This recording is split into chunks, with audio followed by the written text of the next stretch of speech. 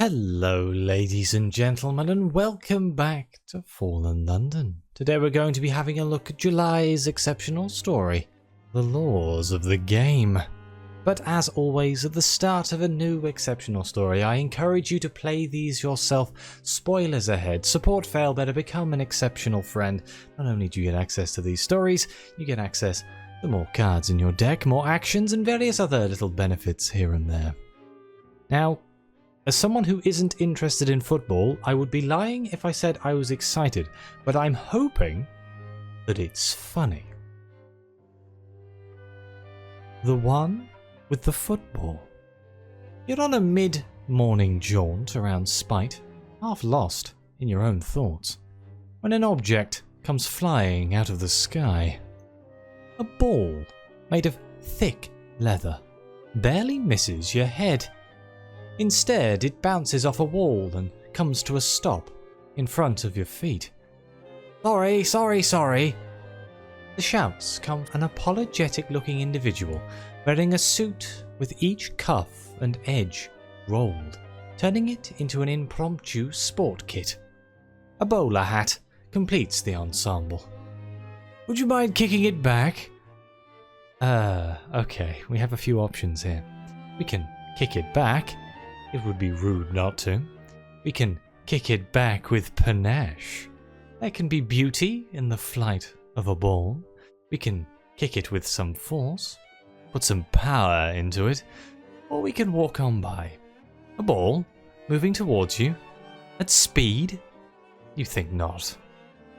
Well, it would only be fair if I kicked it back with panache.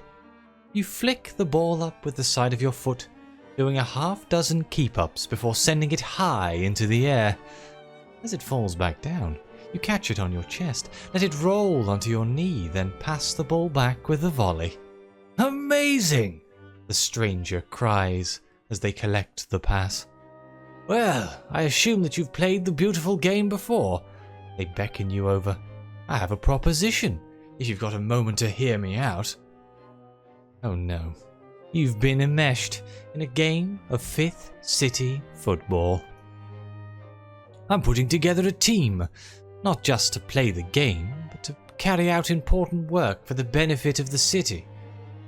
They look you up and down, teasing their exceptional mustache, as they do. Say, I had a player drop out. Would you like to join? I can't explain it, but I have a feeling that you're the replacement I've been looking for. They look as if they might continue, but a muffled bell rings from the building next door. Ah, that's my end of break time. Please, if you're interested, come and meet me here. We train every morning before work. You can meet the rest of the team, and I can explain more. Express interest in the proposal? It sounds intriguing. You'll at least hear him out. Or we can scoff at the proposal.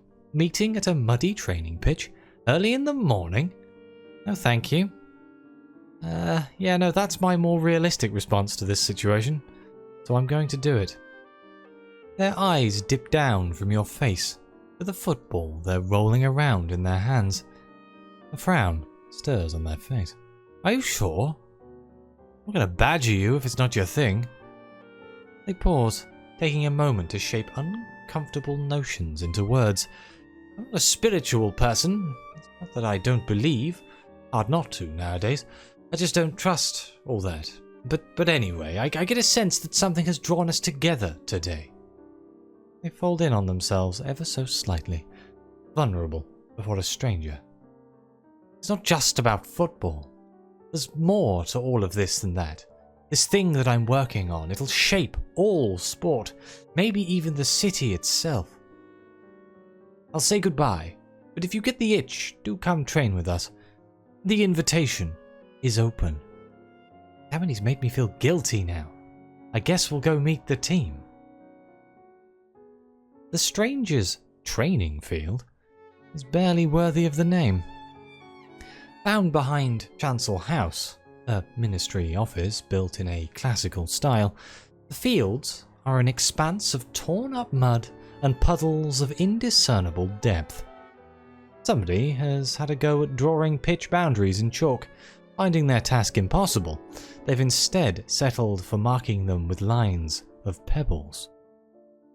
The stranger who nearly hit you with a football jogs over, waving merrily as dirt splashes up their calves. They introduce themselves as the Ardent Regulator. "I'm thrilled you made it. Welcome to the home of Chancel House officials." They gesture to a sign nailed to a fence that runs alongside the field. The club's name and crest, featuring a tiger, a quill, and a hen, have been painted on it with surprising artistry. "I need to get things set up for training.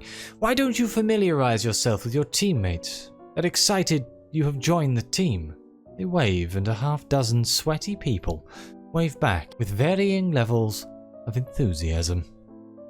Let's go help the attackers set up some cones.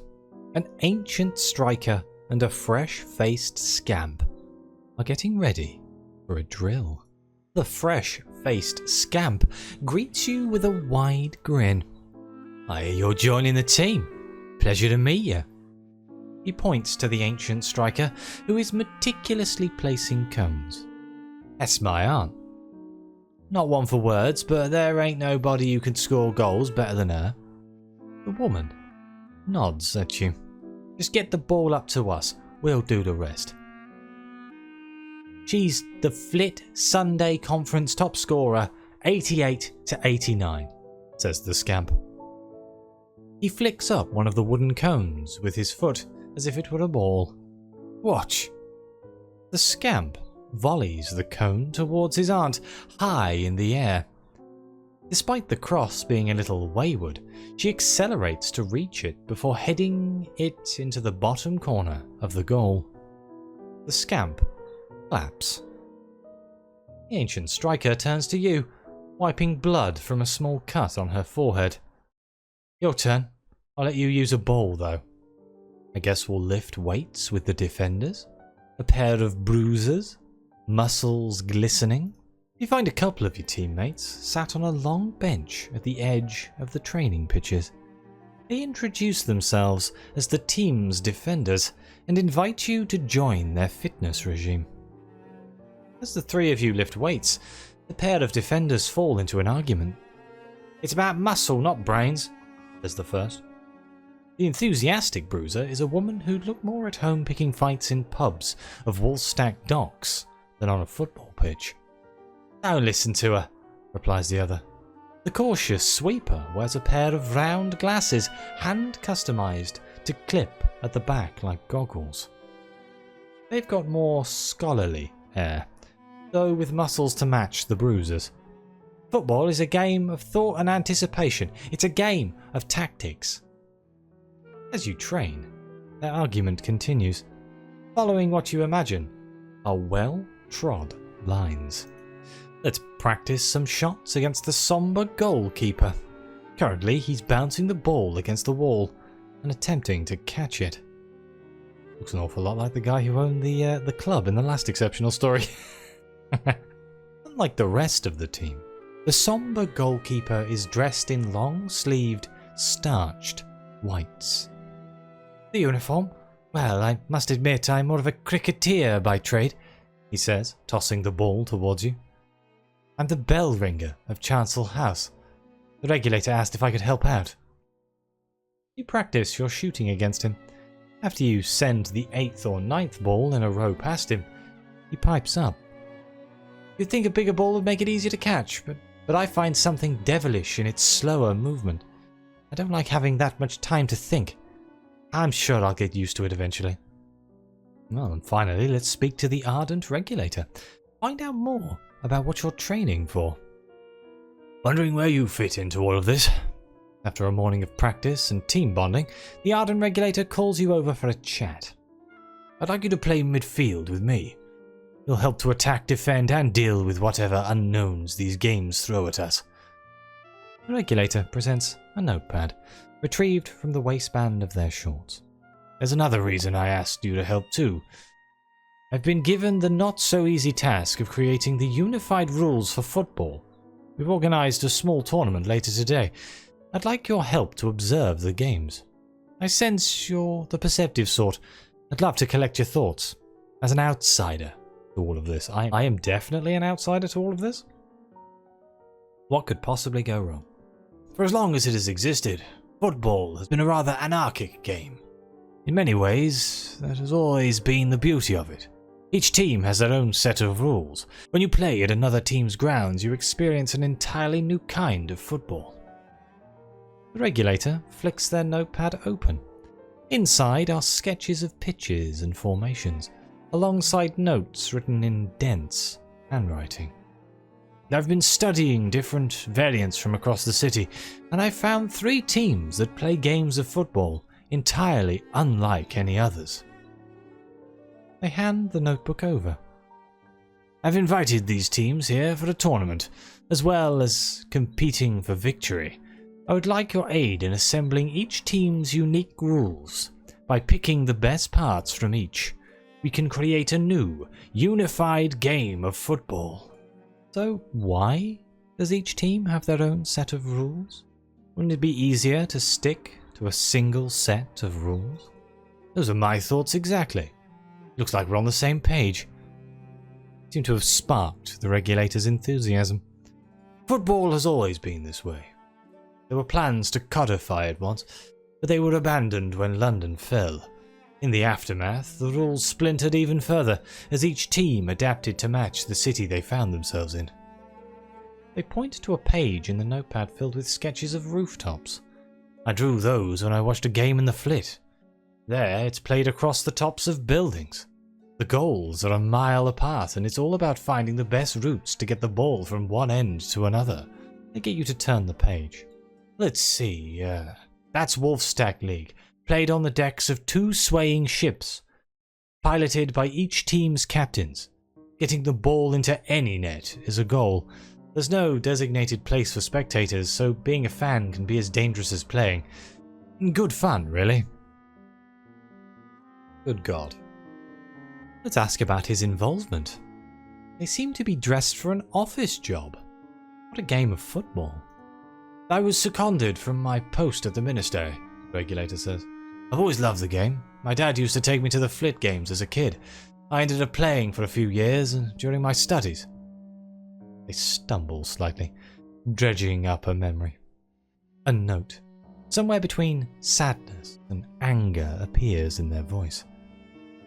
Not long after I got my first ministry post, I found the old association's plans to codify the sport. I asked my director to bring it up to the masters. I saw an opportunity to do something with football. Do you know what I got back? A memo forbidding me continuing to play the sport. They shake their head in dismay.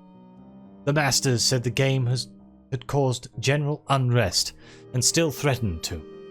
The games were apparently dangerous and unlicensed, forbidden to all civic employees. I don't know what's changed since then. Understanding the master's motives is harder than seeing light through treacle. Maybe my diligent work finally earned their trust. Interesting. Let's ask about the 3 teams. The regulator mentioned 3 other teams, each with their own rules. They play the most interesting football found in the Neath. Because of that, their matches are always well tended. To create a unified football, we'll need to assess and incorporate the rules that make their games popular. The regulator lays out the details of the 3 teams. The No Names Club, the Lavender House Wanderers, and Vender Blight United. The No Names Club come from somewhere around Ladybones Road. At least they're rumoured to. I've not actually seen them play. Their games are impromptu and highly exclusive. They invited themselves to this tournament, in fact. A note appeared on my desk one morning. Started burning the moment I opened it. Singed my best scarf. When I first watched the Lavender House Wanderers, I understood why the masters might associate football with unrest. Their game is chaotic and violent and bloody good fun. At least as long as you're not the one playing it. Vender Blight United claim that theirs is the original form of football, said to be uncovered from the Third City. It's probably very different to any football you've seen before. Players are allowed to hop on one another's backs and strive the ball with wooden staves. Wait, isn't that Irish game that I've forgotten the name of? The first of the rival teams to arrive is Vender Blight United, who come through the rusty gates stacked on top of each other. As the regulator strides towards to greet them, those on top hop down. While your uniforms consist of white shorts and horizontally striped lilac shirts, Vender Blight United players are outfitted in a cascade of bandages dyed gold and green. Lavender House arrive second. You hear their bells and chants before you see them. All but one of the players are dressed in plain sackcloth, accented by black and orange ribbons, each with a small bell attached. In their team's midst is something unexpected, a player dressed in a bee costume. As they walk, they leave behind a trail of honeyed footsteps. The rest of the team's players circle and dance around the bee as everyone awaits the last team's arrival. You are left waiting a while.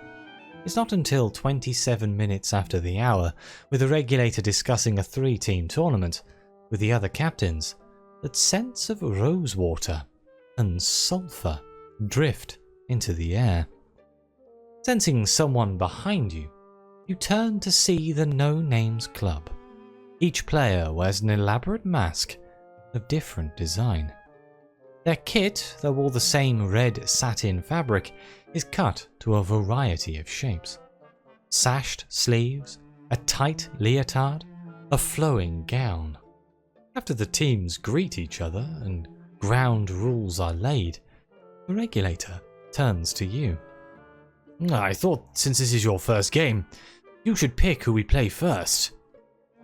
Who got here first? Vender Blight United? Let's play against Vender Blight United. Swaddled in multicoloured bandages, their rules are said to be based on a game more ancient than football. Occupied for a short while. There are a few things you should know before our game with Vender Blight, says the regulator, unwrapping a bundle of mallets.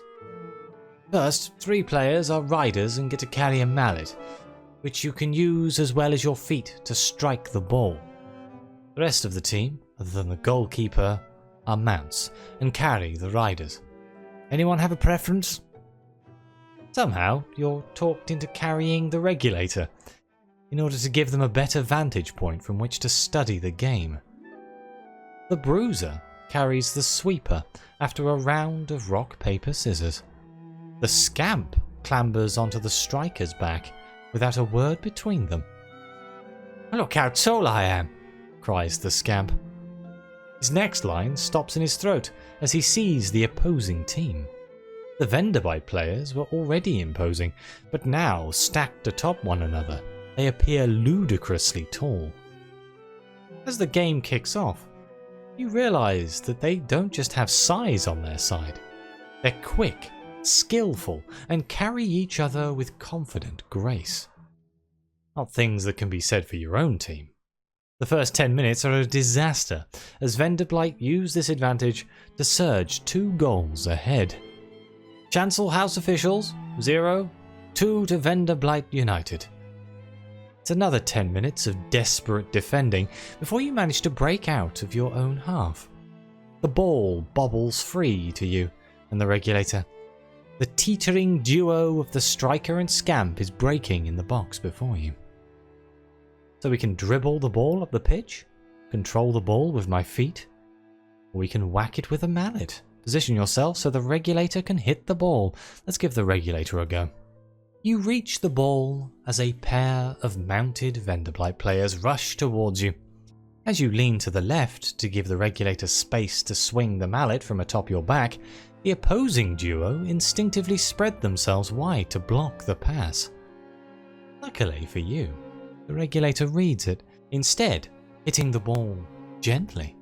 It rolls through the bottom opponent's legs, arriving at the feet of the scamp striker tower. After a brief moment of arguing over who gets to hit it, the scamp sends it screaming into the top corner of the goal with his mallet. Your team plays up the celebrations, giving yourselves a breather from the frantic game. "Cool," says the scamp. "I ain't seen somebody pull off a trick like that since me aunt here sold some sailors a crate of wooden nutmegs." That sounds like a good way to get killed. Okay, we're pulling it back. Chancel House officials 1-2 Vender Blight United. The pace of the game slows. Happy to have built an early lead, the Vender Blight players focus on passing the ball between them. You're reduced to running back and forth, trying to get any kind of touch of the ball. When half-time finally arrives, your team collapses into the dressing room. There's relief in being free of the regulator's weight, if only for a few minutes. "Here, eat one." The cautious sweeper offers you a plate filled with slices of mushroom marinated in a sweet sauce. They take some getting used to, but they'll keep your energy levels up. In contrast to the first half, the break passes much too quickly. You have to push through the pain as you stand up and make your way to the pitch. As you do, the regulator nudges you. "We could swap if you want. It's probably against the rules," they say, showing you a piece of crumpled papyrus, "but I can't see anything here that confirms it either way. I can trade places with the regulator. Hope the referee has been paying attention to your shirt numbers and not your faces. Or we can stay on the bottom. Better not risk getting cautioned. Let's stay on the bottom." "Sensible. If we're not sure about what the rules actually are, we've also got no clue about any potential punishments," says the regulator. "All right, are you ready?" The regulator leaps onto your back, and for a moment, your legs buckle. They feel leaden as you head back out for the second half. Was this the wrong decision? As the half continues, however, you begin to feel new life in your legs. You're not sure whether it's the rest, your team's determination to make amends, or the halftime mushroom. But slowly your team claws their way back into the game. Chancel House officials 2, Vender Blight United 2. The second half passes quicker. Slowly your team pulls back into the game. Though you have less experience with the football of the tomb colonies, your determination helps you to level up the scores. As the final whistle approaches, you've managed to tie the scores. As you make what must be your final attack, the ball goes out for a corner. Your team huddles together to work out their play. "Let's go for it! We can win this!" says the enthusiastic bruiser. The fresh-faced scamp is in agreement.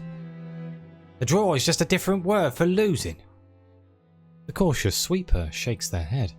"Let's be careful. If we push too many players forward, one mistake and they'll be free to score. We've worked so hard to pull ourselves back. Imagine how it'll feel if we throw it all away." The ancient striker and the regulator agree with the sweeper, while the somber goalkeeper votes to try for a victory. "Seems you're the deciding vote," he says with a shrug. We can either press for victory, bring everyone up for the corner, even the somber goalkeeper, or ease off. A draw is enough. Cautious sweeper has it right. You don't want to concede a goal and lose everything. Let's press for victory.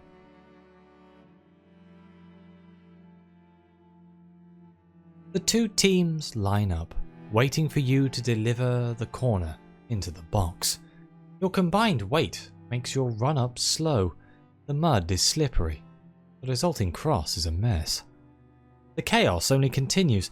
There is a succession of bobbled shots, botched blocks and failed clearances as the ball refuses to find its way into the net. Ultimately, though, your extra body makes the difference as, somehow, it lands at the feet of the somber goalkeeper. With an unexpected calm, the goalkeeper controls the ball and guides it into the bottom corner of the net. He barely has a chance to realise he's won you the game before the rest of the team pile on him. Chancel House officials 3-2 to the Vender Blight United. The referee's whistle blows. The game is over. All across the pitch, the piggyback towers collapse into individual players. Everyone is covered in sweat. The Tomb Colony's football has been more strenuous than you imagined the sport could be. Both your team and your opponents pause for a second and take in the result. Let's claim victory. The comeback of the century. What a comeback! Yells the enthusiastic bruiser as she grabs the goalkeeper in a hug. As you turn to the regulator, you catch them wiping a tear from their eye. Now that, they say, their voice trembling, is the beauty of the game. The tears continue to stream down their face as they watch their team celebrate. In no other sport would you get such a dramatic victory. Astounding. Glorious. The ancient striker grabs them by the arm. You're gonna bawl your eyes out? Come do it with us. We're not celebrating without you. Following the game, you catch up with the regulator inside Chancel House. You find them staring out of the window at another game below. Come and sit, they say. Let's compare our notes. Seeing you glance towards the window, they head off any questions you might have. Don't worry, I've tasked some of our teammates with compiling reports on our opponents' games. Right now, I want to keep our focus on the game that we just played. Okay. The regulator wants your input on their version of football. You join the Ardent Regulator in their tiny office at the back of Chancel House. The room is barely big enough to fit their desk, let alone the collection of trophies, almanacs and faded kits that are sprawled across every surface like a clouder of tired cats. Other than this office, Chancel House seems empty. You passed countless larger rooms on your way up. You don't know why the regulator is stuck with this one. Is it better or worse if they chose it for themselves? As you take a seat opposite them, they clear a portion of their desk to make space for a large notebook, hand-titled Laws of the Game. So we begin, they say. After each game, I'd love to hear your thoughts as a participant unsullied by a history with the game, about what elements of the rules you enjoyed. I'll note them down here so that after the tournament we can begin to assemble a full and proper set of rules for the new associated football. Preempting any confusion, they continue. For each team we face, we'll choose one aspect of their football to include in the laws. In part, by including parts of their game, we get their support for our new rules. Really though, I love their football and want to preserve as much as I can. The regulator collapses into their seat. Oh, that was exhausting. How's your back? Hope I wasn't too uncomfortable a passenger. A fresh page on their notebook. They draw 2 lines to create a simple table. These are the 2 elements we might want to take from that game. On one side they write mallets. On the other, piggyback. Striking the ball with the mallet was delightful, though it perhaps detract from the foot of football. We'd also have to regulate mallet usage strictly to avoid injury. They tap the other column with a pencil. Having players right on each other's backs definitely prompted teamwork. Everyone seemed to think it was a right lark. It is a bit of a gimmick though. If it is, the tomb colonies tracing their game back hundreds of years, it's a lasting one. Their eyes flick up to meet yours. If you were in charge of this new game, what would you pick? We can incorporate rules for mallets and other implements. Why limit yourselves to feet when wooden hammers could be involved? Or we can incorporate rules for carrying teammates, the ultimate expression of teamwork. Let's go with mallets. I did enjoy using the mallet, says a regulator in agreement. It opens up a second skill set for the game. I worry about it superseding the use of feet, but there's only one way to find out. The regulator begins sketching in their notebook. I wonder what the best shape for the mallet would be. Do we keep to traditional hammer shape? Perhaps we can create something that means we don't have to change the ball too drastically.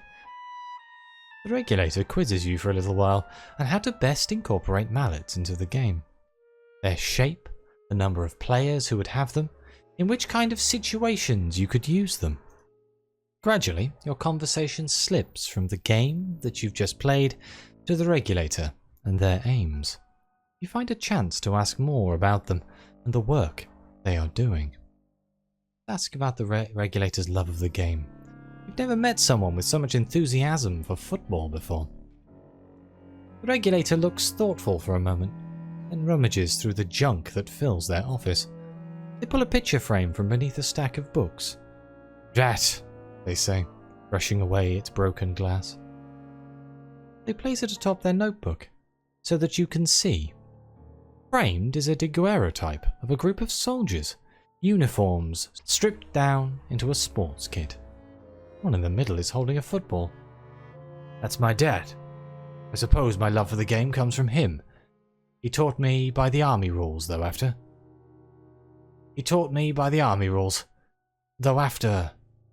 The regulator hesitates for a moment. "I mostly played by the flit rules growing up. No better game than the one on the rooftops." We can ask about the most unusual variants of football. They must have some stories from their observations. "Oh, there's so many to talk about. In flit, we play across rooftops, jumping between gaps. If you cause the ball to drop, the game continues when you go to retrieve it. I've heard in Wolfstack they play in the docks themselves. Perhaps we can get a drink after this and I'll tell you about them." The regulator looks thoughtful for a moment. "The strangest game I've heard about? Well, a family friend told me about a game they played during the campaign of '68. Their voice alters slightly as they adopt the persona of an unnamed storyteller. "It was the New Year's Day as far as they could keep the calendars making sense. The game started as normal. The soldiers often played football to keep themselves busy between sorties. But a half hour in, they realized that there were more players than there should be. They wore the faces of friends they thought lost. They were lost soldiers of the regiment, released by the devils to play one game. Perhaps it was meant as some kind of indecipherable olive branch, but more likely it was meant to harm soldiers' morale. Apparently they had to fix up the rules to account for uncanny infernal tricks, sealing sigils and the wax that poured from former comrades. That sort of thing." The regulator sighs. "I was told that story because it was a game my father played in, too. I try not to think about which side he was on." "Oh God." Let's ask more about his father. He seems so tied to their love of football. "He didn't make it back from the campaign. One day a letter arrived. His whole unit, barring a single survivor, had gone missing while out on patrol. There were no more details. No body." Silence settles in the room, bar the tapping of the regulator's pen against the notebook. Then a leggy smile sprouts on their face. "You're thinking I'm doing this for him," they say. "Well, I suppose you're partly right. By making his beloved game the best it can be, I hope I'd make him proud. It's for myself too, though. There are those that think I should be doing more useful things with my life. I want to show them that this is as good a calling as any other." They lower their gaze, continuing. "The single survivor? He looks out for me from time to time, but he has his own opinions about what I should be doing." As they begin to pick up steam, a bell rings. "That's the call for the next game. Let's go warm up." Let's wrap up the conversation. There'll be time to talk later. And I do think I'm going to end the first episode here. We still have 2 more matches to go. Of finding out about this man and his family and his love for the game. It's interesting. Let's see what other kind of rules we can find out in the next episode. But either way, thank you all very much for watching. Please like, subscribe, let me know what you think. Your comments are greatly appreciated. Thank you again to the members of the channel and the coffee supporters. It really does mean the world to me. And as always, I'll see you next time.